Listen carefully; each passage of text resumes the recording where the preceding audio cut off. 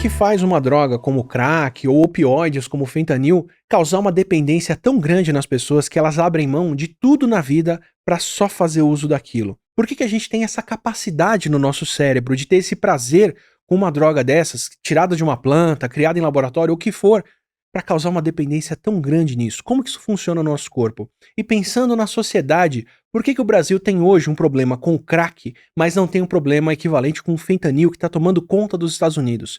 Quem controla a entrada do fentanil no Brasil, de fato? E quem controlou a entrada do crack? E o que isso tem a ver com a proibição da maconha? Como uma coisa leva a outra? Discutir esse tipo de assunto demanda várias especialidades diferentes, é um assunto cheio de nuances, e aqui no Não Ficção a gente faz isso trazendo especialistas. Como a gente já trouxe um historiador para falar sobre a história do tráfico de drogas no mundo e do uso de drogas no mundo, agora é hora de falar sobre o mecanismo dessas drogas no corpo e a relação disso com dependência e os problemas que a gente vê no Brasil e no mundo. Para fazer isso, a gente tem a Solange Napo, que é farmacêutica, mestre em saúde pública pela USP também, e doutora e docente pela Universidade Federal de São Paulo, onde ela atua no Departamento de Ciências Farmacêuticas e dá aula pela Saúde Coletiva.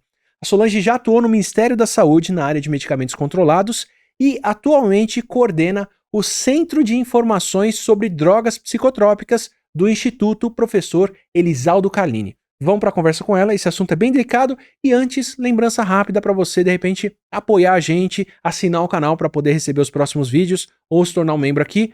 Esse tipo de suporte é o que traz mais discussões como essa. E se você quiser dar uma outra forma de apoio, a gente tem um Pix agora, é o contato@atiliamarino.com.br. Manda o valor que você quiser, qualquer apoio é muito bem-vindo. Obrigado, vamos pro papo.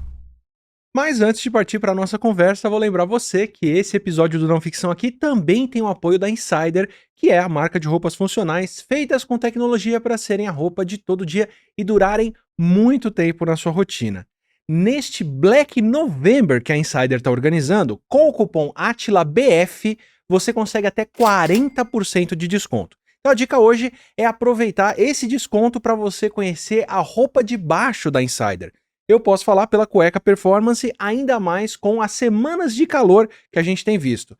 Se você também tem que trabalhar no sol com uma calça, como é o meu caso nas gravações com a TV, você sabe a diferença que uma cueca fresca pode fazer. A cueca performance tem o tecido anti-odor que facilita a evaporação e dá mais conforto térmico para poder encarar treino, esse calor ou correr atrás de filho quando você chega em casa e ele já chega falando a primeira coisa: esconde papai.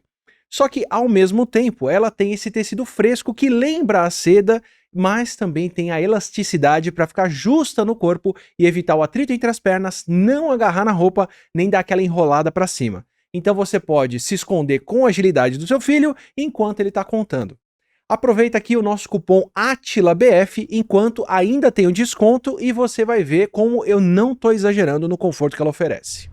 Bom, Solange, antes de tudo, muito obrigado pelo privilégio, por a gente poder conversar aqui. A gente já conversou, né, fazendo o Foi mesmo, Hiperconectado. teve foi um lance bem interessante a nossa Pois conversa. é. Eu agradeço muito você estar repetindo a dose aqui de me Eu que chamar. agradeço. A gente falou especificamente de opioides lá, mas foi uma conversa que despertou tantas questões que eu fiz muita questão da gente conversar aqui sobre drogas em geral, Ótimo. dependência, o efeito disso Uhum. e responsabilização até, né, individual e coletiva do que tá acontecendo. E dentro disso eu queria te perguntar o seguinte, pra gente começar e se situar, como que você foi parar nesse tipo de estudo, nessa área, com esse tipo de interesse? Olha, Atila, eu não tive grandes alternativas nisso. Eu trabalhava no Ministério da Saúde na área de medicamentos e estava dentro da área de medicamentos controlados, né, que Certo. eram exatamente esses medicamentos. E depois se formou uma comissão de pessoas, de especialistas em medicamentos, essas coisas, e a pessoa que coordenava a comissão era Elisaldo Carlini. Aí eu o conheci sempre na história da discussão, né, ninguém o conhecia como uma pessoa leve. Então na discussão de a gente defender pontos de vistas diferentes e no final a gente se apaixonou, casei e ele me trouxe para São Paulo na marra, né. E ele ganhou o argumento, então. Acabei vindo para São Paulo, relutei, morava em Brasília, vim para São Paulo e fui para a universidade. E aí na universidade ele trabalhava com medicamentos e com drogas que atuavam no sistema nervoso central, ou seja, psicofarmacologia. E foi aí eu fiquei lá e ele tinha um centro chamado CEBRID, Centro de Informações sobre Drogas Psicotrópicas. Eu entrei nesse centro e aí me apaixonei pelo tema também. Bom, a história do centro em si e e de todo mundo envolvido, pra mim rende uma conversa Ah, é a outra parte. à parte A já, parte. rende muita coisa. Mas, bom, entrando para o que a gente vai conversar aqui, eu vou falar pretendo conversar mais sobre drogas pesadas mesmo, sobre drogas pesadas no sentido de as que estão mais associadas à dependência e uma série de outros problemas que a gente vê acontecendo. Eh, o que que a gente tem fisiologicamente falando que gera essa propensão a depender de uma substância? Por que que um negócio que eu tiro de uma planta, acho que na maioria dos casos é uma planta, né, eh Não, tem drogas sintéticas também, muitas. perfeito, Uhum. mas, né, inicialmente e agora com as Sim. sintéticas, por que que uma droga dessa que eu faço em laboratório ou, tiro de uma planta, vai agir no meu corpo de maneira que eu vou querer mais daquilo depois? Vindo de alguém que consome muito café. Então, Átila, não querendo ser professoral, mas assim, a gente divide as drogas que atuam no sistema nervoso central da seguinte forma: drogas psicoativas. Então, são drogas que de alguma forma atuam no sistema nervoso central e mexem com o tônus. Então, por exemplo, um antidepressivo é uma droga, psicoativa. Uhum, Mas uhum. desse mundo das psicoativas, tem uma parte que além de psicoativa, a gente chama de psicotrópica, são as que causam dependência. Certo. Essas psicotrópicas, elas atuam numas estruturas que a gente tem no sistema nervoso central, que a gente fala que é as estruturas que formam o reforço, Hum, né. Então, você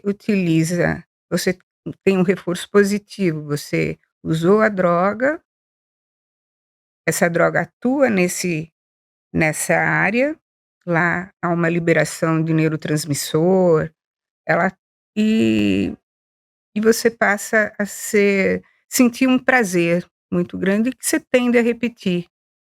Aí você vai me perguntar: "Por que que eu tenho essa zona de reforço só para drogas?" Não, ela é importante para o viver da gente. Por exemplo, talvez eu não comeria nada se eu não tivesse prazer. Então, comida, alimentação passa por ali exatamente para eu uhum, comer. uhum. Hã, eu preciso reproduzir, a espécie humana precisa reproduzir, então o ato sexual dá um prazer.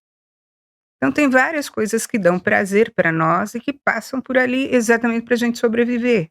É É, necessário eu isso. vejo isso com meu filho constantemente, assim, ele É. fez alguma coisa certa, a gente vai, bate palma, dá parabéns, ele canta lá o Ai, "aê", que então belezinha. desperta ali aquela sensação de prazer e você quer repetir aquilo e É, fazer de então, novo, né. exatamente. Então essa sensação de prazer, ela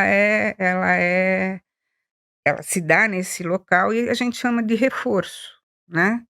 O reforço pode ser positivo ou negativo. No sentido negativo, eu estou numa síndrome de abstinência por álcool, eu deixei de tomar álcool, estou sentindo, aí eu tomo uma droga que passa lá e tem esse reforço negativo, no sentido de que ela não me deu prazer, mas ela diminuiu aquele sintoma negativo que eu tinha. Então, o fato de esse prazer que eu tenho com a droga, eu vou repetir várias vezes.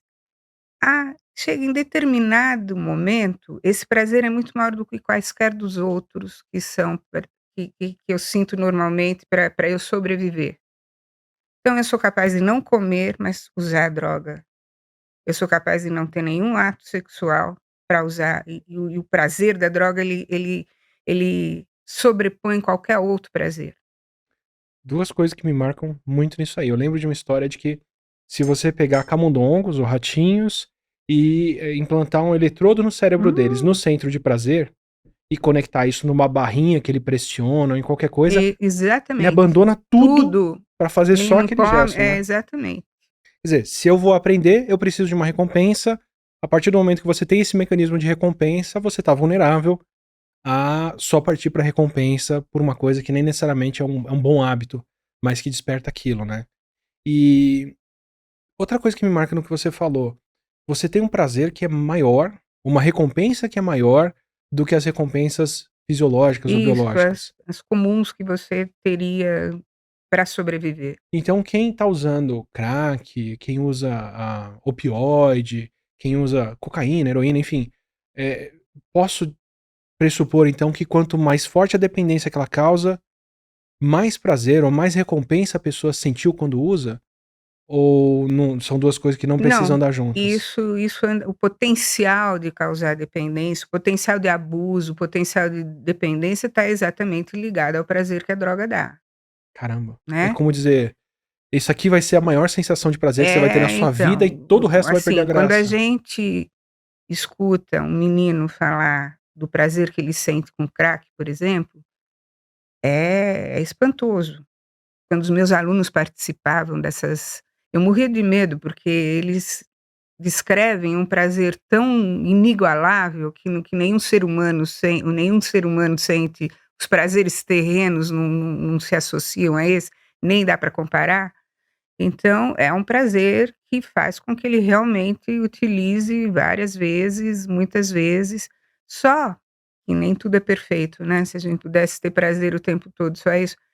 Essas estruturas vão se amoldando a isso de tal ordem que você começa várias dessas drogas, você tem que aumentar para sentir aquele prazer inicial. Então você aumenta e sente o prazer inicial, que a gente chama de tolerância. Elas se adaptam, essas estruturas se adaptam, e você vai ter que aumentar a dose para sentir a dose inicial.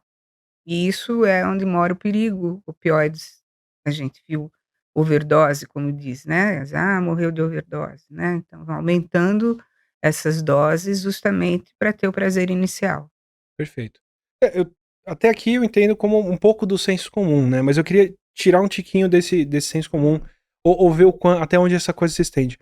Eh Senso comum no sentido de que, bom, faz sentido com base no que a gente vê, Isso, esperar isso do que acontece, né. Se fosse senso comum mesmo, a gente não tinha esse problema de dependência é.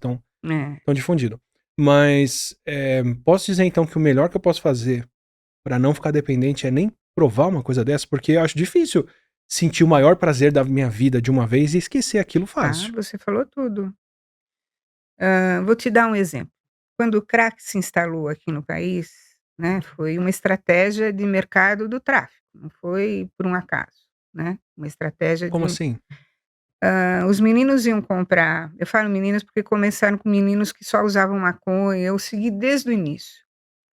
Então, eles iam comprar, por exemplo, maconha, que é uma droga conhecidamente muito mais leve do que as outras drogas psicotrópicas que nós estamos comentando aqui. Ele ia comprar maconha, o traficante ou o vendedor lhe falava: "Olha, maconha não tem, mas eu tenho uma droga nova aqui, que é de que você vai poder fumar também e que vai te trazer prazer". E aí ele dizia assim: "Isso aqui é freguês para toda a vida".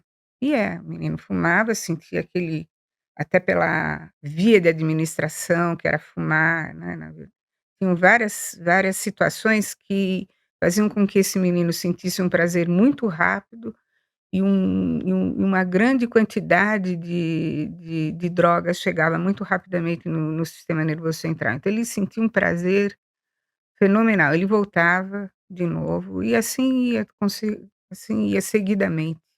Me marca demais você falar que é uma estratégia de mercado, porque a gente tá falando de uma sensação de prazer aqui.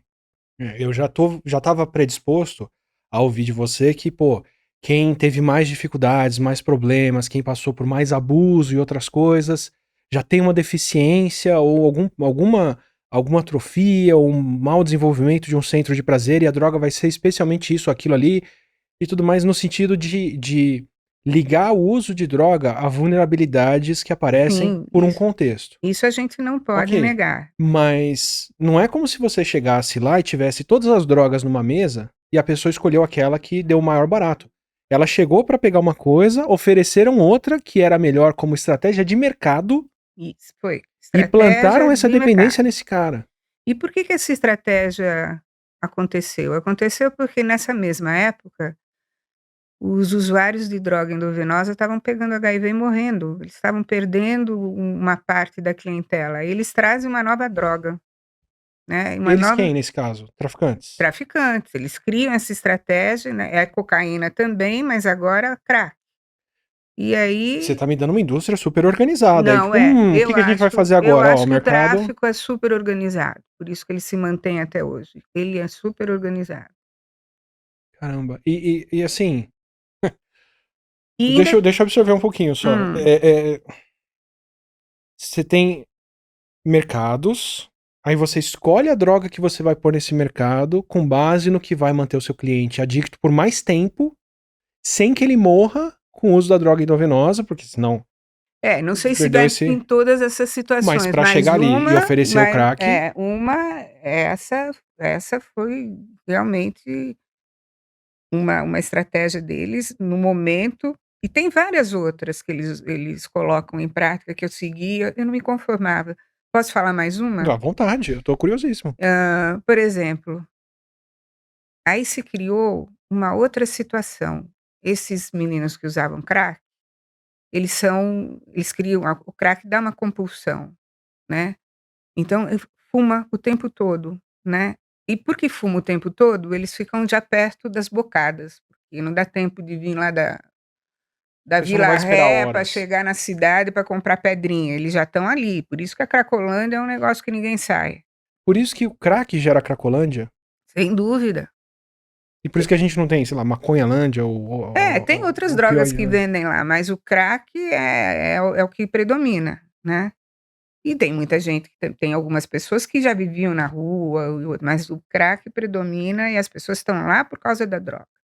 Então por causa da droga e por causa do tráfico que se instala ali, né. Então você tem as pessoas num raio de alguns Isso, minutos ao redor de onde vai estar a droga disponível. exatamente. Então eu segui esses meninos, então tinha assim, as bocadas menores, tinham muita dificuldade de lidar com o usuário de crack, porque ele fica ali. Aí o dinheiro acaba e ele fica implorando para alguém comprar, e eles chamam a atenção das pessoas. Então chama a atenção que tem uma bocada ali, um lugar para vender, né. Não vai ser uma coisa Não discreta. vai ser uma coisa aí, isso olha, o crack chegou aqui em final de 80, começo de 90. E que a gente seguia, só existiam a predominância era masculina, eram homens, né, não tinha mulheres quase, a gente nem ouvia falar que tinha mulheres. Aí a partir de 2000 as mulheres aderiram a essa cultura. E eu tentava entender por que elas demoraram tanto, né. Aí elas foram por que elas aderiram e por que foi importante para o tráfico. Primeiro, elas vendiam o corpo pela droga, elas sempre tinham dinheiro. Os homens morriam porque roubavam, eram pegos pela polícia ou eram presos ou acabavam entrando em embate com a polícia, é muito violento o entorno. Não é que eles sejam é violento o entorno. Ah, se você precisar conseguir dinheiro É. a cada meia hora pra fazer alguma coisa, desse nível vai ser, né. Então elas acabam sendo linha de frente e eles ficam na retaguarda. Elas não morriam, porque se prostituíam, não morriam, podia ter uma ou outra entrar num embate e ter até um problema, mas elas não morriam, sempre tinham dinheiro. Então as mulheres passaram a ter ser um componente importante para a cultura do crack. E elas entram e sempre sendo convencidas por traficantes.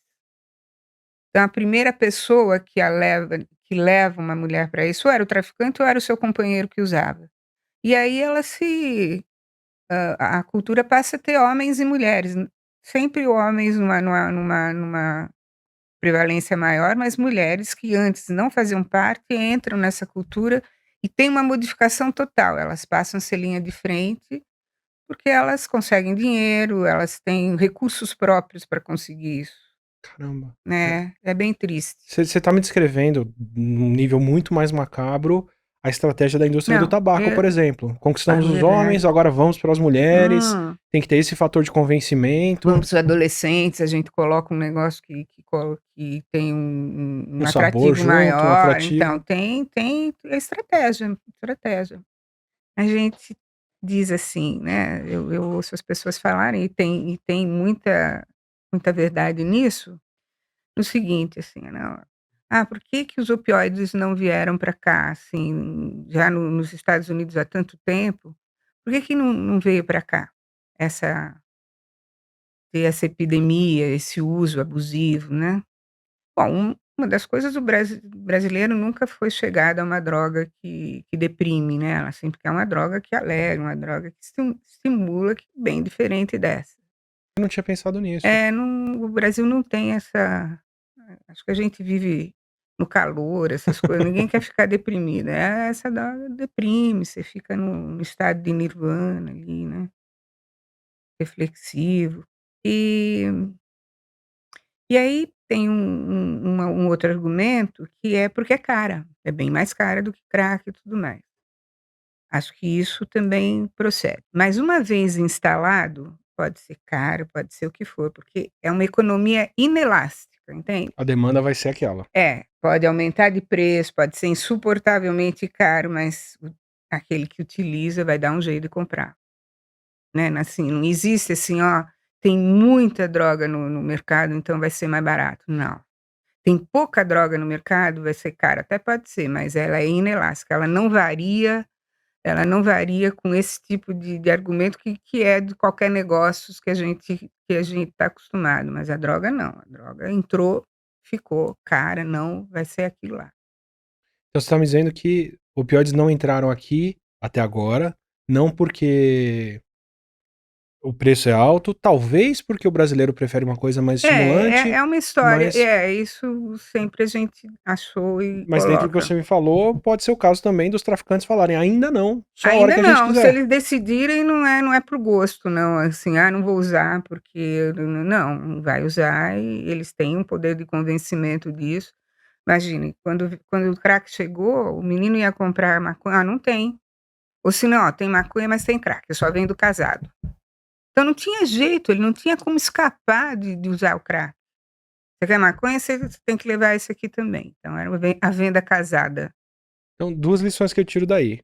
Quem decide se entra opioide ou não no mercado brasileiro não é o governo, é o tráfico. Aqui no Brasil sim, nos Estados Unidos foi diferente. Também foi o governo que deixou entrar Bom, opioide. isso é verdade. Lá foi o contrário, né. É, lá foi um É. pouco mais elaborado, né. E mas a outra coisa, você tá me dizendo que o crack, ele é fruto da proibição. Que quando eu falo maconha é proibida, e você só tem como comprar maconha numa boca, no traficante, vai ser o traficante quem tá definindo a outra droga que vai estar Ah, lá. sim, você Então, tem contato, a pior coisa é ter esse contato com o traficante. se tivesse como a pessoa comprar É, maconha na banca de na jornal, loja ou por no mercado, na loja, não ia ter crack ali no meio, e a gente não ia exatamente. ter a epidemia de crack que a gente tem hoje. Exato, isso eu concordo plenamente. Foi uma coisa implantada pelo tráfico, isso a gente sabe. Várias outras situações falaram que não, que, como o Brasil fazia o refino da cocaína, ele tinha laboratórios e depois a polícia trabalhou bem para isso não ser exportado, ficou uma grande quantidade de pasta aqui, se formou crack. Não, a gente entrevistando os meninos logo no começo, não, não, os traficantes trouxeram deliberadamente, trouxeram, vamos ver se dá certo. E deu. Muito. Então, absorve isso aqui. Você proibir a venda de uma droga abre espaço justamente para a entrada de outras e cria as condições para um problema muito pior do Muito, que o problema muito inicial. pior, muito pior, muito pior. Pelo menos a proibição até agora não deu certo. A gente dizer proibiu e deu certo. Bom, para os caras que quiseram vender crack deu muito certo. Não, para essa faixa sim, eu estou dizendo proibição no sentido de proteger o cidadão, Ah, claro. proteger aquele que usa. Não, ele usa do mesmo jeito, proibido não, ele vai lá e usa. Causando problemas maiores para usar, né. E para entrar numa discussão mais de responsabilização social, eu vou entrar no social antes e o individual depois. Eh, Quando a gente pensa numa cidade como São Paulo, com uma situação como a Cracolândia, que você está me descrevendo agora, que as pessoas estão ali ao redor por causa dessa distância em relação ao crack que a pessoa quer estar. Eu sempre tive uma dúvida do que é causa e efeito. Se é o fato das pessoas estarem mais na rua, por problemas econômicos, outras coisas, que deixa elas mais predispostas a usar o crack. E tiro isso um pouco da conversa com o Henrique, que a gente entrevistou aqui, que falou: bom, para a pessoa que tá na rua, não dá para ela tomar uma coisa deprimente e ficar mais vulnerável, é mais é interessante buscar um estimulante e continuar alerta para passar por aquela situação. Então você tá numa situação exposta na rua e outras coisas. te deixaria mais predisposto ao crack? Ou é uma coisa do contrário? Sem querer dizer que ou é um ou é outro, né? A gente tem espaço para os dois acontecerem. É a pessoa chegar no crack que vai fazer com que ela se desfaça de tudo, perca o emprego, perca todo o amparo por conta da dependência da droga que ela tá buscando. Onde tem mais, onde tá a interação de causa e efeito aí? Então tá, vamos pegar a Cracolândia, ela tem populações diferentes. Uma população que foi morar na rua, na época de pandemia, que perderam o emprego, é uma população, tinham famílias morando na rua, A né. gente tem uma depressão econômica violenta por Então, uns as 10 anos pessoas no foram Brasil. pra rua, né. E a gente não pode dizer: "Elas foram pra rua por causa do crack", ou por causa de algum elas foram pra rua porque não tinham lugar pra morar mesmo. E e é difícil viver na rua sem ter alguma coisa que possa, de alguma forma, neutralizar ou pelo menos tirá-lo um pouco daquela realidade. Não vou dizer que todos, mas grande parte começa a usar álcool, por exemplo. É comum a gente ver as pessoas usando álcool na rua, a gente fala: "Ah, tá lá, tá aí na rua porque bebe álcool". Não, tá na rua, muitos foram pra rua e passaram a usar álcool. Se estiver perto de uma Pra dormir, pra passar o frio, pra pra alguma coisa, poder né? pra poder A fome, sei lá. continuar vivendo mesmo, ter uma realidade paralela que não é a realidade de todo dia ali. Quando você me diz assim, se foram pra rua pra usar o crack ou foram o crack Levou eles pra rua. levou o crack, sem dúvida leva eles pra rua. Isso isso eu posso te garantir, que aquele que usa crack acaba indo pra rua. Não só, por exemplo, a gente diz: "O crack é de uma classe social mais baixa". Não, ele também é de uma classe social mais baixa, mas pode ser uma coisa que eu percebi, que se equipara à classe social depois do usuário de crack. Ele podia vir de uma classe social mais alta, mas ele perde tudo, ele vende tudo, ele acaba com tudo e eles se igualam nisso. E aí a gente fala: "Só tem classe social mais baixa". Não, tem de todos os tipos.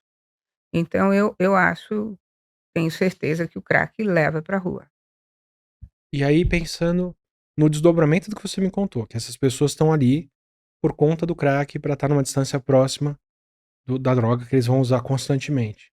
Então não adianta, se eu tenho um fornecimento de crack num ponto, não Uhum. adianta eu passar com a polícia 12 vezes ao dia tocando Uhum. todo mundo de lá, que as pessoas vão voltar para aquilo. Se eu tirasse Pronto, uma vez o fornecimento de crack dali, exatamente. E também não adianta você falar: "Não, eu tirei o tráfico de lá". Ele vai atrás, onde é que tem? Ele se instalou não sei aonde, eu vou lá. Ou o seguinte, aquele grupo é transportado para outro lugar, o tráfico vai junto. Onde está na sei lá, Praça Vila Isabel, então nós vamos lá para vender ele. Enfim, essas 2 eles são simbióticos, eles vivem juntos. O que usa e o que vende, mas vivem juntos no mesmo espaço. Diferente um pouco de algumas drogas que, para quem usa maconha, não tem que ficar na rua ou do lado da boca que vende, ele fica em casa e sai e vai e compra. mas aí você tá me dizendo o seguinte, que tem como você saber onde estão vendendo crack. Ah, sim, sim. Assim, de maneira me parece muito mais óbvia e conspícua do que maconha, outras coisas. Sim, tem onde saber, eles sabem.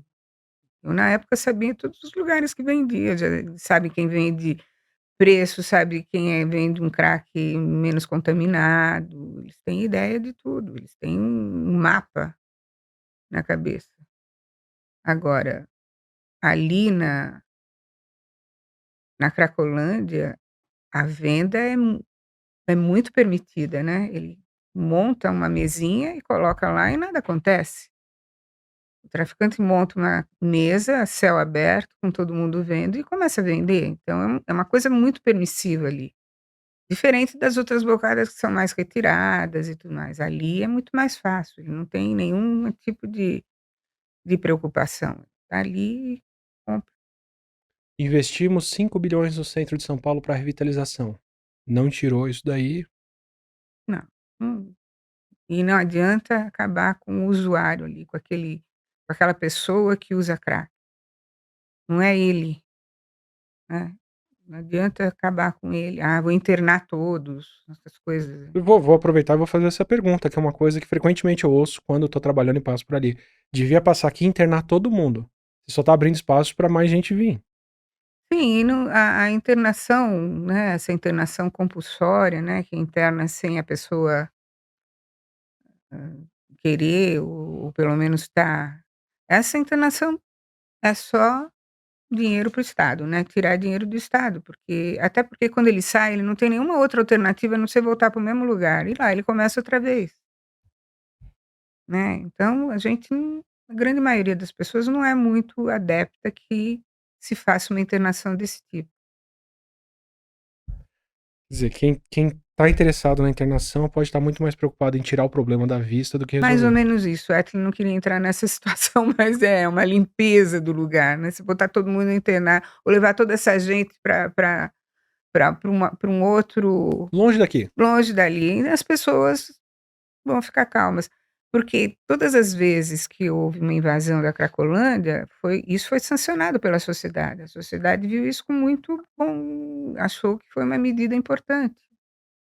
Pra você ter ideia, eu fui entrevistada pelo Fantástico, foi pelo Fantástico quando houve uma das inúmeras invasões da Cracolândia, tirando as pessoas de uma forma violenta, né, tirando aqueles pessoas que usam, né, os que usam as substâncias.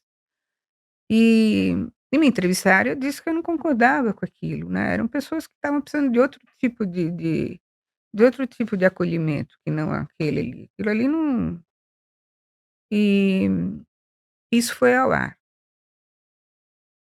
Depois eu fui olhar, alguém me ligou: Veja na sua rede social", nossa, e eram famílias, eu fui ver quem eram pessoas, famílias, pessoas com filho no colo. "É, você gosta de nóia, leva pra sua casa", me xingaram de tudo quanto é nome, porque eu era contra aquilo, e eles eram muito a favor, muito a favor. A gente sabe que aquilo é um grande incômodo, inclusive para as pessoas que moram lá, né, aquele mundo de gente usando droga, pessoas em estado psicótico, não é uma coisa simples, mas não é daquela maneira grosseira de tirar daquela forma como eles foram retirados várias vezes e não adiantou de nada, eles voltaram. Se não tirar a banquinha de quem vende o crack, É, né. exatamente, a banquinha parece que é difícil retirar. Hoje, a Cracolândia é dominada pelo crime organizado, não é uma banquinha de um cara que montou uma banquinha por conta própria, não, é o crime organizado que toma conta daquele lugar, quando surgiu a Cracolândia não era não. E agora já há um bom tempo que é o crime organizado que tenta, por isso dessas estratégias, é por isso que ele é organizado mesmo, né. E me parece que ele é um pouco mais difícil ele vai além daquela mesinha que está ali, entende. Então é muito mais difícil de lidar com isso. É uma pena. E, bom, eu em contraste a isso, eu ia falar como Portugal resolveu o problema de heroína, né, como Portugal acabou com o tráfico de heroína, que foi distribuindo heroína, Isso, né, porque de tem repente se vários, tem heroína num posto de saúde, exato, são as de graça, não contaminada, limpa, com assistência médica para o uso do lado, não tem mais como o tráfico fazer dinheiro.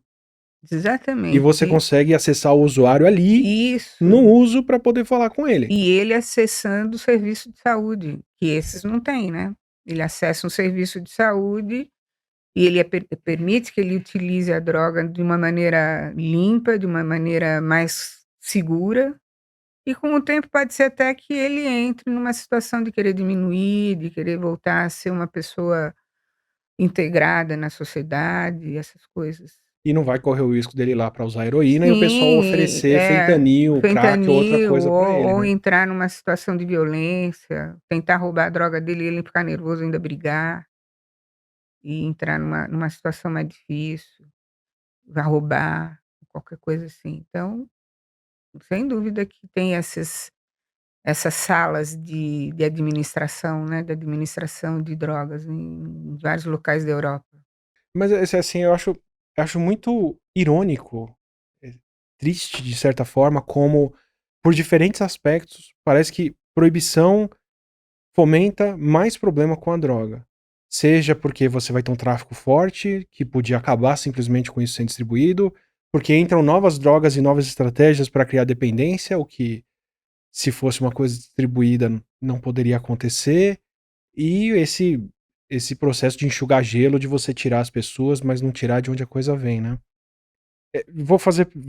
Quero Hum, transformar isso numa pergunta pra você. Quando eu entrevistei o Henrique Carneiro aqui, que é um historiador que falou sobre a história das drogas e do tráfico no mundo, recomendo pra todo mundo ver a conversa com ele, inclusive, que foi muito legal.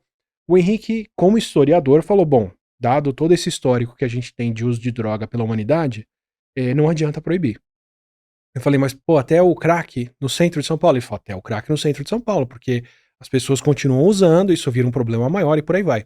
E muita gente falou: "Ah, você tá ouvindo um historiador falando isso e não alguém que convive com problema de dependência". Então agora eu tô conversando com alguém que convive com problema de dependência, que interage com essas pessoas, que lida com isso. Do seu ponto de vista, tendo falado com quem passa pelo problema, liberar as drogas ou, né, ter essa parar com essa guerra às drogas, o proibicionismo, e transformar isso num outro tipo de cuidado com o problema, é pior ou melhor? eu sou antiproibicionista e eu acho que é melhor. É melhor, inclusive, se você, reparar esse histórico de proibicionismo no país, não levou a nada. A gente continua com uma grande população utilizando drogas, presos, né. A população carcerária quem é? É gente pobre, é gente periférica. Então, o proibicionismo leva a isso, a morte, aquelas pessoas que morrem por bala perdida, por sempre embate de pessoas com a polícia por causa de droga. Eu não acho que morre muito mais gente assim do que pela droga em si. Morre muito mais gente pelo esse entorno violento que se coloca do que por um efeito da droga, e de todas elas que estão por aí. Crack era uma eu falo de crack porque eu estudei muito, era a morte é muito mais pelo entorno violento do que pelo crack em si. Ah, usou crack e morreu, né. Então eu sou antiproibicionista. Eu não acredito que a proibição proteja, ela muito pelo contrário. Ela fortalece o tráfico, fortalece cada vez mais, ela fortalece o tráfico e expõe a vulnerabilidade dessas pessoas que usam a droga e têm pouca chance de sair dela. Elas estão distantes de tudo, elas se marginalizam, a sociedade não quer que elas apareçam, elas se marginalizam totalmente, então não têm acesso à saúde, ela só tem acesso ao grupo ao qual ela pertence. Quem é? São pessoas que usam droga igual a ela. Então eu vejo essas mulheres, as mulheres que usam droga pesada como elas são mulheres que não buscam tratamento, elas acabam contraindo HIV, né, contrai HIV pelo número de parceiros que tem no dia, tem, tem uma prole indesejada, engravidam nesses programas sexuais. Olha que cada problema social grande que a gente cria, né, isso poderia ser bem diferente. Claro que a liberação também depende muito de uma informação para a população, para a sociedade, eu acho que isso vale trazer essa informação que hoje não existe, né, só existe o pânico, usou, é proibido, vai preso, né. Então, eu sou antiproibicionista exatamente por conta disso, Atila, eu acho que o histórico que tem desse proibicionismo não melhorou em nada a situação, muito pelo contrário, né, então eu acho que países que tentaram a liberação das drogas e pode ser uma coisa paulatina, não precisa ser tudo de uma vez, talvez fazer algum tempo de transição. Os países que liberaram, eles tiveram um impacto positivo nisso, né, no sentido de principalmente eu acho de mortes, né. Quanta gente que morre por conta de drogas e não porque usa, né, mas por conta do tráfico, por conta do crime organizado, por conta de que, acabam um país que não existe grandes oportunidades para gente jovem e que acaba se integrando no tráfico para conseguir algum tipo de atividade remunerada e acabam crescendo lá dentro. Então a gente olha o que problema social enorme que a gente cria. Então eu sou totalmente contra o proibicionismo. Deixa eu fazer um contraste, então, Solange, com a situação que você me descreveu. Para o Brasil aqui, fica claro para mim, por tudo que você me contou, que, inclusive, grande parte do problema que a gente tem hoje em dia vem desse proibicionismo, como você falou do crack e de outras situações. Quer dizer, se tivessem um outro tipo de controle da maconha lá na década de 80, essas pessoas não teriam recebido essa mistura e não iam participar dessa estratégia de mercado. Deixa eu contrastar isso com os Estados Unidos hoje, que estão com outro problema, que são os opioides, que tem, pela primeira vez em décadas, a expectativa de vida caindo, porque as pessoas estão morrendo cedo de overdose com opioide dentro de populações que historicamente não eram as mais vulneráveis, agora são Exato. brancos, classe média, Uhum. mulheres também muito mais envolvidas nisso, porque são drogas que a pessoa pode comprar na farmácia Isso, não e são tomar drogas um comprimido. isso. Ali me parece uma questão que não é tão associada ao tráfico e à criminalidade ou problema social que a gente vê aqui no Brasil. Se a pessoa comprar na farmácia, se ela tem a prescrição para o opioide, se ela está tomando um remédio em casa, ela nem entende que isso é uma dependência no sentido clássico da coisa, como aqui no Brasil a gente vê tão explícito com boca de fumo e por aí vai. Eh, onde entra essa postura, onde entra essa relação com o proibicionismo nesse outro contexto, onde tem uma droga bem mais difundida facilmente via farmácia e outras coisas com as pessoas? Aí eu percebo, lá há um movimento diferente do que as drogas como acontecem aqui. Ali não foi o tráfico o impulsionador da droga, né, ali foi um uso lícito, iniciou com uso lícito, né, assim, uma prescrição negligente, uma prescrição, uma overprescrição, né, houve uma prescrição para uma dor de cabeça, um opioide, que a gente jamais faria isso. Então houve uma prescrição por uma cultura que se instalou entre a classe médica, entre os profissionais de saúde. Então é uma outra situação, sem dúvida, não a gente aqui são 2 coisas o que eu vejo um pouco diferentes. Ela não é proibida, a droga não é proibida, mas o impulsionador não foi o tráfico, Isso que eu quero dizer. né. Aqui eu entendo atribuir ao proibicionismo o problema que a gente tem hoje, mas lá não me parece ser o caso. Não, pode ser que o tráfico esteja entrando agora, com certeza sim, tá pegando essas drogas e viu que tem uma grande oportunidade, né, as drogas são batizadas com outras, enfim, tá, tem lotes falsos de fentanil que vão para o comércio e vão também para o uso desvirtuado. Então, assim, eu acho que o esquema é diferente, né, o que originou uma coisa originou a outra. Concordo com você, é uma droga não proibida e de repente deu uma epidemia. E se você for ver, essa epidemia foi se dando aos poucos e com pessoas utilizando para um problema de saúde. Me parece que lá é uma questão do contrário, É, de não ter então, sido proibido o uso disso nesse contexto era que gerou essa usando dependência. exatamente, usando por um problema de saúde. Ela nem tinha ideia que aquilo podia vir a torná-la dependente. Ela comprou por um problema de saúde que foi desenvolvendo essa dependência, e hoje posso dizer que muitos já compram para isso e não por um problema de saúde. Hoje a coisa está modificada. E a gente teve em fevereiro, a gente teve a polícia conseguiu fazer uma apreensão grande de fentanil, né, e de fentanil falsificado ainda por cima. Então, novamente o tráfico está entrando, então, aqui vai entrar muito claramente para mim, se a gente tiver qualquer epidemia, qualquer coisa, por fentanil vindo do tráfico. Pra gente contextualizar o fentanil em relação ao crack, por exemplo.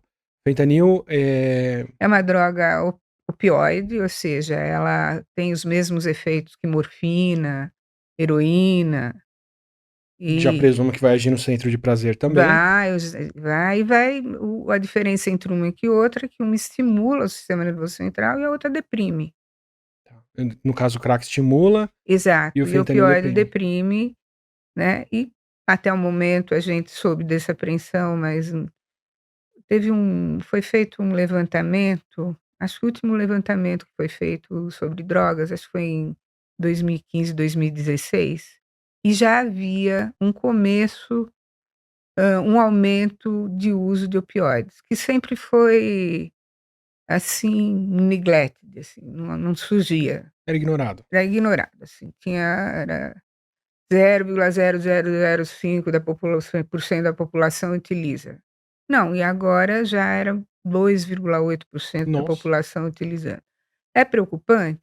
É, porque foi assim que os Estados Unidos começou, exatamente com essa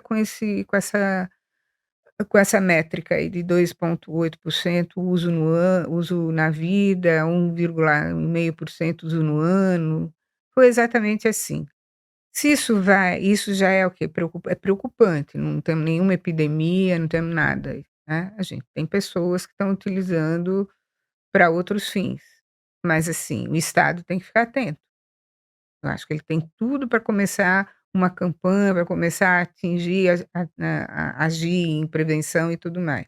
Tá claro isso. Aconteceu num outro lugar, pode ser que aconteça aqui, e aqui vai ser bem mais drástico, né. E no caso do fentanil, só a título de quem tem o interesse de curiosidade minha de como a coisa funciona. O crack ele vem da cocaína, não é uma cocaína Isso. refinada? E eu vejo uma progressão bem clara do chá de coca, que o pessoal usa, ou mastigar a folha de coca, como se faz nos Andes aqui há milênios, a você extrair e refinar o pozinho de lá de dentro, o princípio ativo que é a cocaína, e depois você fumar isso, que é uma outra via de absorção muito mais direta, que é o pulmão. Eu tenho certeza que se não fosse tão tóxica e matasse, o pó de cafeína também seria tão viciante quanto. A questão é que ela mata antes de gerar tanto estímulo, mas né, se desse pra fazer essa progressão com a cafeína, de você sair do grão que a gente torra, moe e faz, pra ter a cafeína sintética, pra ser cheirada, e depois a cafeína pra ser fumada, podia ser um esquema muito parecido, até porque elas são parecidas quimicamente. É, tem mesmo essa progressão de você ficar com um princípio mais puro e ser absorvido mais rápido, com isso gerar mais dependência? E tem algum paralelo no caso de, sei lá, ópio, morfina e fentanil?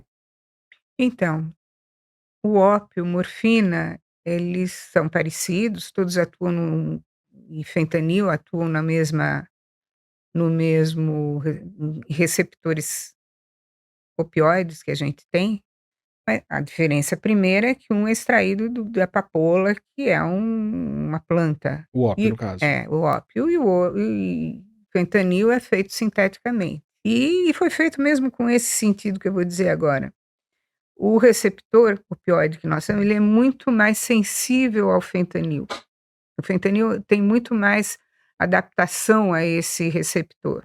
E desenhado pra isso? É, ele foi feito sinteticamente para que ele pudesse ter um efeito maior mesmo. Ele é mais lipossolúvel, então uma quantidade maior atravessa para o sistema nervoso central. O cérebro tem muito mais gordura do que o resto do corpo, Então né? na hora de competir, sem dúvida que a quantidade é muito maior, né, o receptor absorve muito mais fentanil do que absorveria muito, morfina, por exemplo. E eu posso dizer então que passa a ser, pode ser o mesmo mecanismo de ação, mas o fenômeno passa a ser outro. Se você Passa a tem um ser pouquinho de outro. opioide, uma dose maior e de repente esse que pum, entra e difunde tão rápido. Porque é uma grande quantidade, ele atua, os receptores todos são preenchidos pelo fentanil, né. Então, o que a gente entende que não é exatamente o que acontece com os opioides naturais. E essa e o fato dele se ligar a todos esses receptores, o efeito é muito mais exuberante, é muito maior. Então a chance de eu dependência eu vou ter tanto de morfina quanto de fentanil, mas sem dúvida que o fentanil me traz um prazer mais rápido e muito mais intenso por esse motivo. É, uma coisa é eu comer uma laranja, uma fruta mais azeda, outra coisa é eu tomar uma lata de leite condensado, né. É, sem A dúvida. recompensa que uma coisa vai me dar e outra É. é bem diferente. Então, essa lipossolubilidade dele, isso pode ser feito quimicamente. Então, lipossolubilidade significa ele atravessa as camadas de gordura, então ele atravessa, ele chega no sistema nervoso central e atravessa todas as barreiras muito mais facilmente que os outros. E vai dar esse mega E prazer aí intenso que é um mais nada dá. afluxo grande de droga que chega ao sistema nervoso central e ocupa esses receptores, trazendo um grande de uma força, né, de um efeito bem exuberante no sentido de ficar mais quietinho, de sentir um grande bem-estar. Ah, eu tô fazendo essa paradinha aqui pra poder lembrar você de assinar o nosso canal pra receber os próximos episódios do Não Ficção e os próximos vídeos do canal em geral. Agora, se você já se inscreveu, já acompanha e curte o que tem por aqui, pense em de repente apoiar a gente como membro, como membra, mandando valeu demais, faz muita diferença, ou manda um Pix pra gente, pra quem prefere fazer isso, não quer intermediários. A gente tem o contato @atileamarino.com.br como chave Pix para você poder mandar qualquer tipo de apoio que você achar pertinente. Muito obrigado desde já. E vou aproveitar que você está falando do cérebro para o que eu tinha deixado de lado até aqui.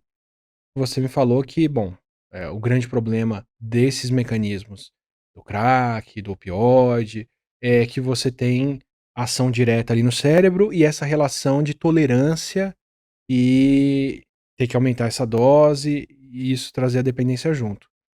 É, para chegar na relação da dependência e como sair da dependência. O que acontece? Para várias outras situações a gente tem habituação, né? Você tinha um estímulo que antes era intenso e depois passa a considerar aquilo normal. Com a coisa mais besta. Eu com cerveja amarga era assim. A cerveja, a IPA hoje já não é mais tão amarga perto de outras. A gente vai desenvolvendo um gosto e vai perdendo aquela sensibilidade àquilo. Mas é, é isso que gera dependência no cérebro? Você precisar de doses maiores e começar a ter outros efeitos por conta dessas doses maiores que não só o prazer? Não, a dependência é gerada primeiro, não vou dizer exclusivamente, mas o fator principal é o prazer, sem dúvida que é. Não vou ficar dependente de uma coisa que me incomoda, não, né. Assim espero. Posso aceitar, mas não depender. Aí não tem por que a gente ser ser humano, né, se nem isso a gente consegue fazer diferença.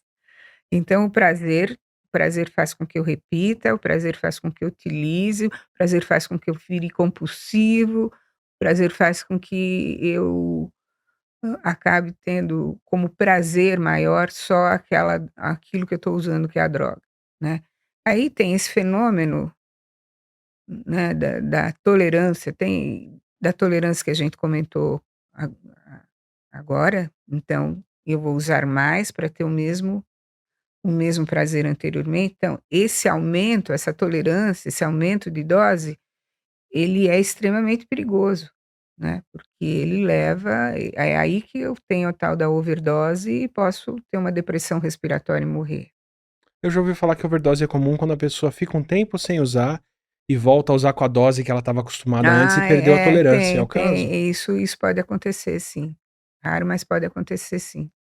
Eu não uso e essa, por exemplo, eu posso ter a famosa síndrome de abstinência que a gente chama, né, a síndrome de retirada ou síndrome de abstinência, que no caso dos opioides são sintomas muito desesperadores, né, são sintomas de eu tenho cãibra, eu tenho um problema aqui, o meu tórax, né, ele a parede do estômago, uma gruda na outra, Nossa, assim, dá dores muito grandes, né.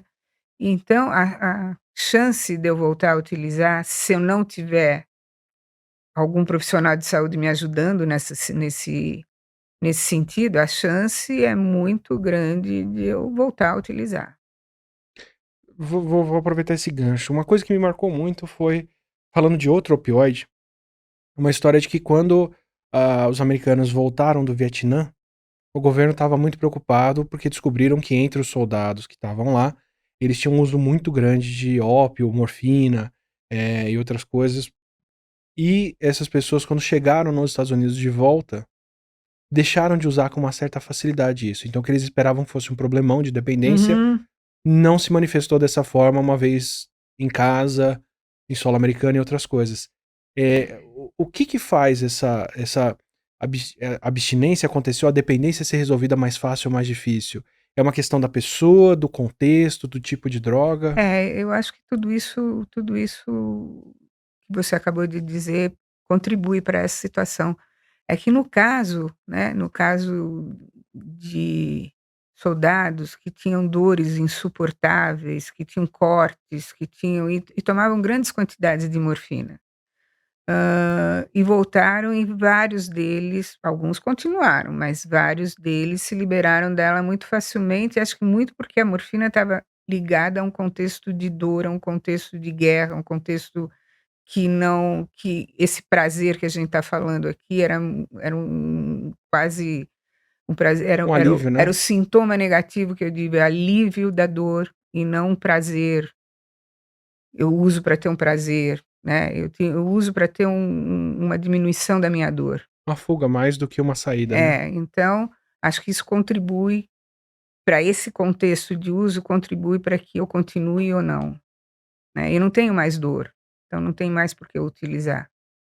Diferente daquele que foi sentindo um prazer, que eu fui utilizando por uma dor de cabeça, mas eu me sentia bem-estar, e eu comecei a usar, comecei a repetir, comecei a diferente o contexto de uso, totalmente diferente.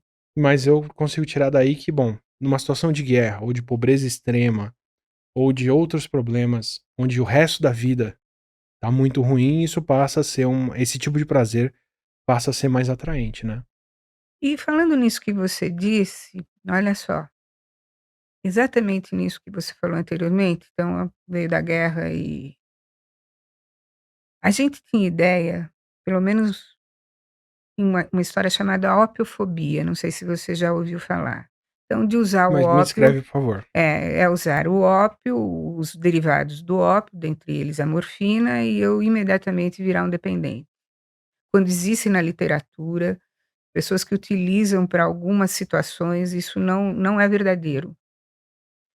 Então, por exemplo, eu tenho uma dor de câncer, onde eu tenho que usar um opioide. É uma dor insuportável, é uma dor que ninguém aguenta.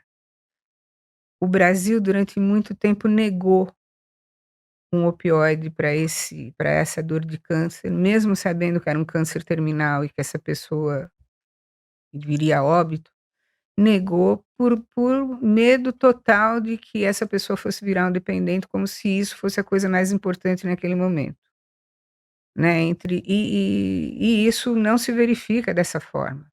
E ainda que virasse, né, a dor que sentia naquele, a gente não pode ter uma pessoa com câncer tendo uma dor tão hedionda dessa e simplesmente negar a ele pelo menos uma qualidade de vida até a sua morte. Você tá querendo fazer uma balança do É, que compensa ou não e não uma medida única que vai se é. aplicar a todo mundo, né. A gente falou do Elisaldo Carlini, que teve dor de câncer no seu final de vida, e ele era o primeiro a dizer: "Pode me dar opioide sim, eu quero usar morfina, eu quero usar tudo que me faça não ter dor. Não importa o meu futuro, se eu vou viver, se eu vou morrer, agora eu não quero ter dor".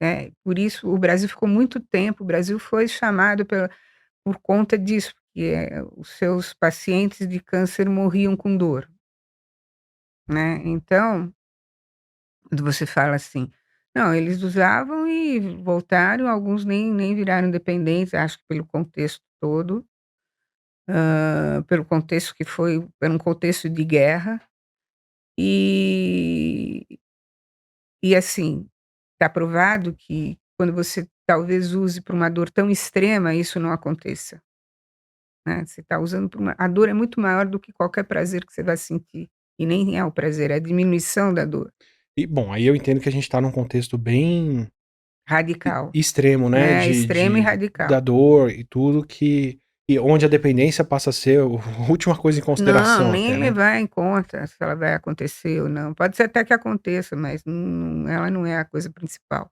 Perfeito. É, a gente tem um episódio sobre dor, com essa discussão de opioides e do uso disso e da dependência ou não nesse tipo de contexto, que eu acho uma discussão importantíssima por si só, né. Eh, pensando falando com alguém que estudou dependência, que acompanhou esse problema acontecendo aqui no Brasil, que tipo de solução que você vê para a dependência como um todo, para uma Cracolândia, por exemplo, e para a pessoa que está na dependência e quer sair disso, ou para quem tem um familiar ou alguém passando por uma situação dessa. O que tira alguém da dependência do crack, do opioide ou do que for, e o que tira a sociedade desse tipo de vulnerabilidade? Sem querer perguntar muito para você, mas jogando já um É, problema não sei se eu resolvo insano. tudo isso, mas eu acho que a gente tem um problema anterior, é a falta da prevenção, principalmente em escolas e tudo mais, né. Quer dizer, a gente não tem prevenção de uso de drogas, né. A prevenção é explicar o que é droga, e não adianta falar que só que faz mal, até porque o menino ali sabe que o Joãozinho usa e faz bem para o João, então ele já não te acredita. Então a gente não tem esse tipo de atuação. E por que que a gente não tem essa atuação? Por ser uma sociedade extremamente conservadora, falar de drogas é um negócio terrível, drogas é para marginal, quando o menino usa droga na escola ele devolve para o pai, ele é expulso, ele fica de castigo, então não tem nenhuma conscientização nem do professor que não foi preparado para isso e nem do aluno que está usando droga, ele só sabe que se ele fizer isso ele vai ser marginalizado, e para ele às vezes é até pouca coisa, ele já não vai bem mesmo e tudo mais. Então, esse ambiente não existe, nem dentro de casa e nem na escola, que são os locais onde ele mais frequenta, né. Ele não tem informação sobre isso, porque não é porque as pessoas negam, primeiro por esse conservadorismo, né, de não falar disso, segundo porque quem usa é marginal e então não vamos comentar sobre essa, não quero que nenhum filho meu utilize, porque vai ser um marginal, um tra O tabu se estende a discutir, é, né. então a gente só lida com essa pessoa quando já está dependente. Essa parte anterior não existiu. Não é só no Brasil, acho que não existe em outras sociedades também. Então essa parte anterior não existiu. Nem para a família, nem para o menino, nem para a escola, ninguém fala de droga. A gente só fala quando a situação está instalada, né. Aí quando a situação está instalada, é difícil, porque um dependente será sempre dependente. Não tem jeito, ele é dependente. O máximo que pode acontecer, a gente tentar trazê-lo para um estágio onde ele vai se controlar o tempo todo para não usar. Mas o dia que ele usar um pouquinho, ele vai lembrar, a dependência volta do meu ele nunca mais vai deixar de ser dependente. Seja que droga que ele se ele foi definido como dependente, ele vai poder deixar de usar a droga por todos os trabalhos que possam ser feitos com ele, desintoxicação, trabalho terapêutico, acolhimento social, acolhimento da família, de mostrar montar uma rede de proteção para ele, mudar a vida dele. É bem mais difícil nesse pedaço que se eu tivesse atuado antes, né. Mas e é Aí curioso como mesmo assim são medidas que estão no entorno da pessoa, não é um remédio, é, não não é uma tem não tem vacina. uma vacina, não tem um remédio, não tem uma coisa importante nesse sentido, né. Tem algumas tentativas, tem várias tentativas, por exemplo, se usa agora drogas alucinógenas, que nem a ayahuasca mostrou, a gente fez até um trabalho, ela é efetiva para o usuário de crack, que acaba tendo aquelas visões, aí ele e isso mais do espiritual, mais uma não é nada outro sentido senão o espiritual. Tem várias tentativas de tratamentos nesse sentido, né. E tratamento sempre é interessante, ele pode não ter abstinência, mas ele pode aprender a lidar com a droga um pouco melhor, ele começa a pertencer de novo à família que ele tinha saído, são ganhos secundários importantes para ele começar a criar um novo hábito de vida. Mas assim, a gente não tem um medicamento, tá usando crack e virou dependente, vamos dar ali o medicamento Liberete, liberou tudo. Não, não existe, não existe ainda, acho que a gente chega nele, mas ainda não tem. E importante que não tenha, né, também, porque eu acho que tem muita gente que ganha com a dependência. Então, não é? Tem muitas partes da sociedade que ganham com a dependência, seja de droga ilícita ou de droga lícita. Então ter esse medicamento a gente vai, né, complicar um pouco essa situação, né. Mas sim, há uma busca por um tratamento, há uma busca para esse existem drogas que fazem com que essa pessoa use de uma maneira mais racional, use de uma maneira que lhe traga menos complicações, né, por exemplo, tem a substituição, você usa fentanil, está dependente de fentanil, utiliza uma droga um pouco mais leve, que tem uns efeitos semelhantes, mas que é mais leve, que traz uma dependência um pouco uma com gravidade menor, Mas, assim, dizer que existe uma coisa um medicamento que eu tomo e eu deixo de ser dependente, não, eu sempre vou estar em alerta para isso. Você Uma tá me vez dizendo que o melhor é não dependente começar a usar. uma vez dependente exatamente.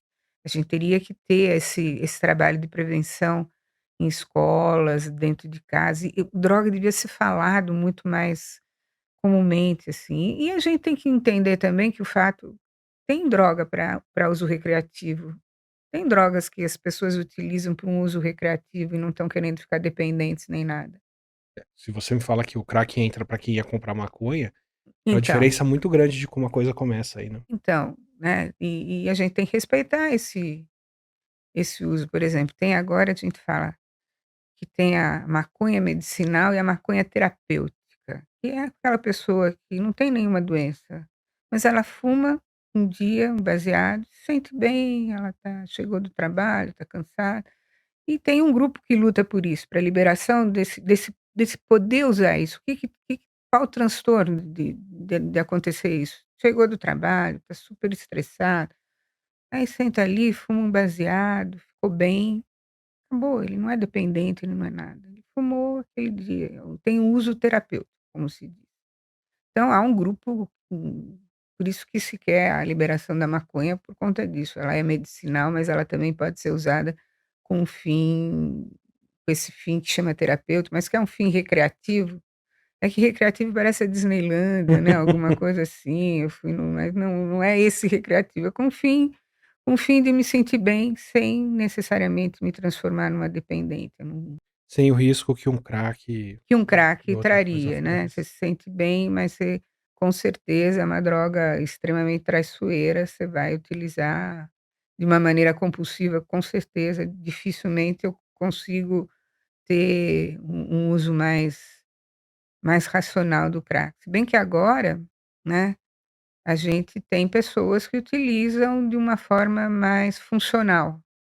Usa o crack algumas vezes na semana, mas continua o problema de droga é quando ela marginaliza, então ele sai da família, ele sai do trabalho, ele sai de tudo. Ele perde essa rede. É isso que gera uma cracolândia, né. Exatamente, ele forma uma outra rede, que ele diz rede de proteção, mas que não é, que são esses que pertencem à mesma cultura dele. Complicado, assim. Eu porque eu fico pensando para o cigarro, já tem essa relação, né. Nem todo mundo fica adicto no cigarro, nem todo mundo precisa fumar o tempo todo, mas você tem uma parcela da população que geneticamente predisposta vai fumar e não vai conseguir largar o cigarro, né. Além das associações com o café, com isso, com o contexto, quando eu É, bebo eu fumo, né, quando eu saio com os amigos, não sei o quê. E o único jeito que você tem de saber se você é essa pessoa ou não, é fumando, né. E aí você vai descobrir o quão fácil ou difícil vai ser de largar. Me parece ser uma coisa parecida aí, né. é verdade, é isso mesmo. Você tem você falou uma coisa interessante, que são as dicas ambientais, né. Então você fuma e isso é uma coisa muito forte. Por isso que quando essa pessoa que deixou de usar determinada droga, ela tem que sair daquele contexto anterior, né. Ela passa em frente ao bar que ela bebia, aí ela vê os amigos bebendo, ela vai para outro lugar, ela vê a bocada vendendo. Então ela tem que sair desse ambiente, porque a chance dela titubear é bem grande. É que é parte do que eu acho que aconteceu com o caso dos soldados americanos, né, você sai do Vietnã, não tem muito como repetir aquele contexto das pessoas ao redor, do da violência ou do que for que É, estava motivando então. aquele uso, né. E essa é uma memória que vai se instalando, né, uma memória que se perpetua, isso que eu disse para você agora, né, que é uma das atuações da maconha, para quem utiliza crack mesmo. Ela acaba com essa memória. É, ela acaba com essa extermina foi ó Sério? ela acaba com essa memória, Você ela tá me faz que dizendo que a amnésia da maconha não, nesse não sentido amnésia, com essas dicas ambientais, ela acaba com essa situação de que aquela pessoa, ele não cria essa memória. porque Quer dizer, olha, até vi, mas ele aquilo não está perpetuado, não está ligado que ao doido. então a maconha já se provou uma coisa bem interessante para quem usa crack. Eu vejo paralelo o tempo todo com a cafeína, né, que tá ali na planta pra ensinar a abelha a voltar pra aquela flor depois. sem precisar usar tanto açúcar, né? Então, a abelha vai estar decorando que aquela flor, com aquele cheiro, com aquela cor, naquele contexto, naquela época do ano, naquele dia meio úmido, meio fresco, Ô, abelha bateu aquela inteligente, né? recompensa, né? É a mesma coisa aí, né? A gente se habitua a certos usos naquela condição, Tem. né? Olha, eu vou contar aqui uma coisa. Tinha uma pessoa que usava crack, um menino. Então ele dizia assim: "Não posso ver a Hebe Camargo, que eu tenho que usar crack". Qual seria o motivo? Ele dizia que ele tinha um ritual. Ele chegava em casa, sentava, começava a fumar a pedra e ligava a televisão sempre num momento que ela aparecia, num programa dela. Aí ele começou a ligar isso aos dias que ela aparecia e aos dias que ele fumava. Então, chegava, ligava a televisão, ela apareceu, ele já sabia que ele tinha que fumar. E aí eu achei incrível, né, se a Hebe Camargo soubesse até onde ela chegou de popularidade, né, assim. Então, você vê como essa dica ambiental, ela é extremamente poderosa, ela é muito poderosa. Para isso que a gente tem a recompensa no cérebro, né? Ela é poderosa, porque olha como tudo é muito, né, ela é poderosa para você voltar a utilizar. Então, se você dá de cara com aquilo, pá, você vai lembrar. Lembra do bar, você lembra da bocada, você lembra dos os amigos, então você vê como é difícil depois. Às vezes a pessoa não tem chance de sair do lugar, ela volta para o mesmo lugar. Cedo ou tarde ela tem uma grande chance de ficar vulnerável àquilo. Vai o amigo: "Vamos lá, vamos fumar uma pedra". "Não, não, não fumo mais". "Ah, que é isso?", né. Ele vê o amigo fumar, ele vê a bocada, então eles diziam: "Eu mudei de lugar, eu mudei de trajeto, eu mudei de", mas difícil, é muito forte, porque ele mesmo, isso daí vai se estabelecendo ali criam essa memória ligada à droga. Impressionante. Solange, muito obrigado por isso tudo. Eu quero continuar fazendo várias perguntas aqui, mas para quem tá saindo interessado, para quem quer entender mais sobre dependência, sobre isso, ou sobre o problema que são as drogas, ou que tipo de problema que elas são, o que que você me recomenda de material, de estudo? Você me falou que você faz parte de um centro de estudo, Isso. por onde a gente pode se Então, informar? esse centro chama Centro de Informações sobre Drogas Psicotrópicas, ele é ligado à Unifesp, e entrando no site tem várias informações sobre todo tipo de droga e também cursos que a gente promove, né. Hoje a gente está com 2 cursos, um curso sobre cannabis medicinal e curso que chama Previna, é um curso de prevenção ao uso de abuso de drogas em escolas. Que a gente oferece quem e onde as pessoas encontram esses Normalmente cursos? quando eu falo ofereço, eu sempre tenho um parceiro, né. Esse curso agora de prevenção a abuso de drogas, o parceiro é a própria Unifesp, junto com a CAPES. Então são 3 que entram, Sebride, CAPES. Sebride montou o curso e é um curso que entra no ar agora. Mais orientado a quem aí? Aí é orientado a professores. Ah, é aos profissionais de Professores da educação rede mesmo. pública, no sentido de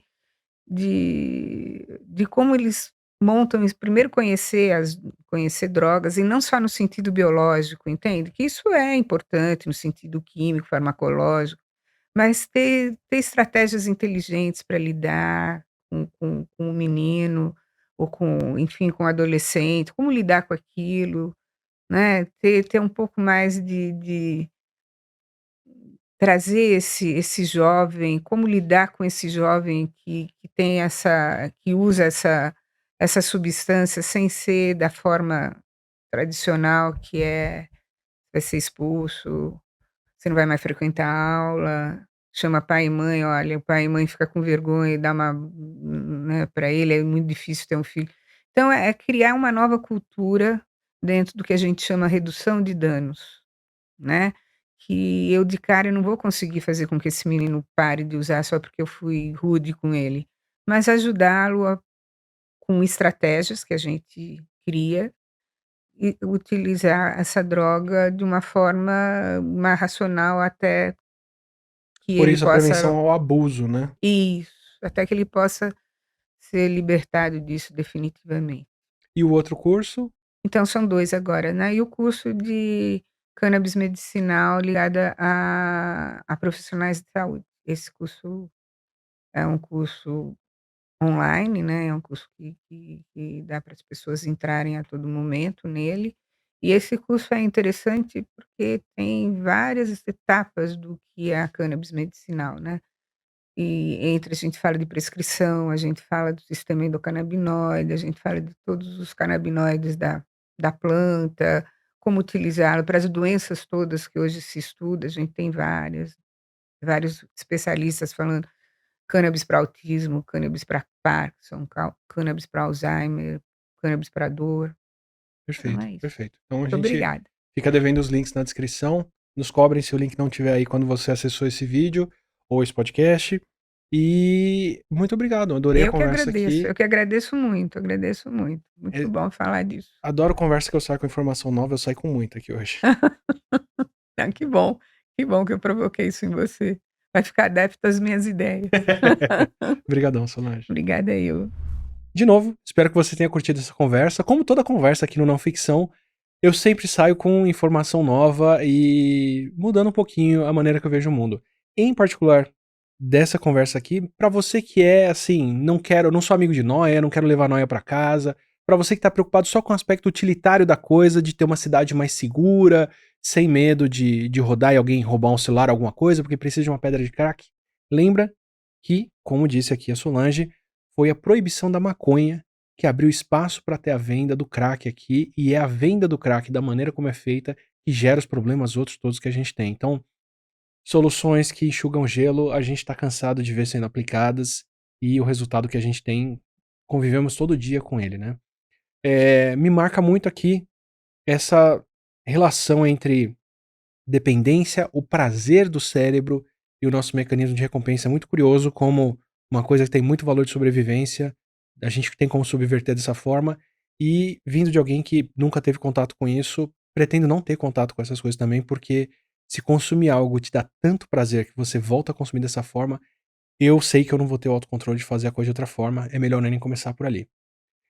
O material todo está disponível aqui no Saiba Mais. Se você quiser mais conversas como essa, se você quiser outras noções, a gente tem a conversa com o Henrique Carneiro sobre a história do tráfico e dos narcoestados pelo mundo. É só acompanhar na descrição, Saiba Mais, na playlist do Não Ficção que você vai encontrar a fala com ele.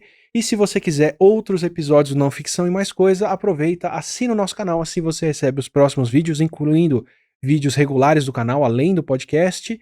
Ou pensa aí em se tornar uma membra, se tornar um membro, apoiar a gente e acompanhar o resultado por aqui. Até uma próxima.